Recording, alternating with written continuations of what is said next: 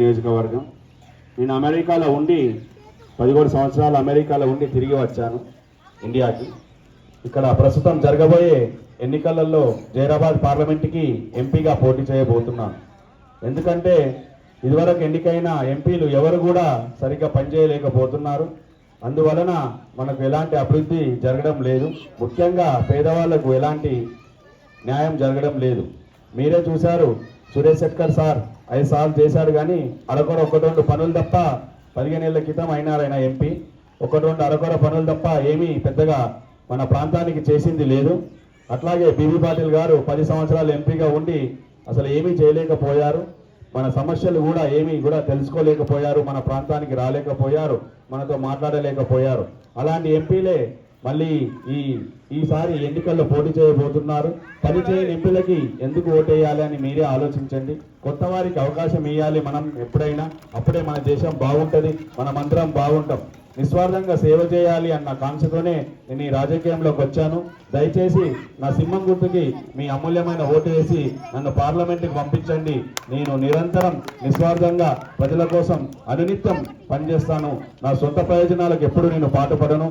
ప్రజలే దేవుళ్ళు లాగా ప్రజల సమస్యలు తీర్చడానికి నా శాయశక్తుల కృషి చేస్తానని మీకు మనవి చేస్తున్నాను. పార్లమెంటులో మన ఎంపీలు ఎప్పుడు మాట్లాడడం లేదు, ఎంతసేపు వాళ్ళ డబ్బు ధ్యాస తప్ప ఇంకొకటి లేదు.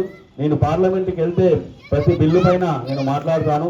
జైరాబాద్ పార్లమెంట్ ప్రజల ఆకాంక్షలను ఆ బిల్లులో రూపొందించేలా నేను కృషి చేస్తాను.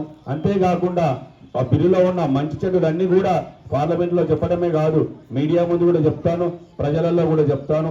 దాని వలన మనం పేదలకు సంబంధించిన బిల్లులు మాత్రమే రావాలి తప్ప, అభివృద్ధికి సంబంధించిన బిల్లులు మాత్రమే పార్లమెంట్లో రావాలి తప్ప, పనికిరాని బిల్లులు పార్లమెంట్లో పెట్టకుండా మీ అందరి మద్దతుతో నేను అడ్డుకుంటానని కూడా మనవి చేస్తున్నాను. ప్రతిపక్ష పార్టీలు ఎన్ని ఉన్నా ఎవరు పనిచేయనంత, ప్రతిపక్ష పార్టీలు అందరూ ఏకమై కూడా చేయనంత ప్రతిపక్ష పని నేను చేసి పెడతాను. నేను ఒక్కోడిని అయినా స్వతంత్రంగా ఉండి, నిష్పక్షపాతంగా ఉండి, మంచి చెడులు చెప్పి నేను మన భారతదేశ అభివృద్ధికి శాయశక్తుల కృషి చేస్తాను మీ అందరి మద్దతుతో. దయచేసి నన్ను సింహం గుర్తుకు ఓటు వేసి పార్లమెంట్కి పంపించాలని నేను వేడుకుంటున్నాను. ఈ నా తొలి ప్రయత్నానికి మీరు మద్దతు ఇవ్వండి. ఎంతో మందిని మీరు ఎంపీలను చేశారు, చేసిన వాళ్ళని మళ్ళీ మళ్ళీ చేయడం వలన ఎలాంటి ప్రయోజనం ఉండదు.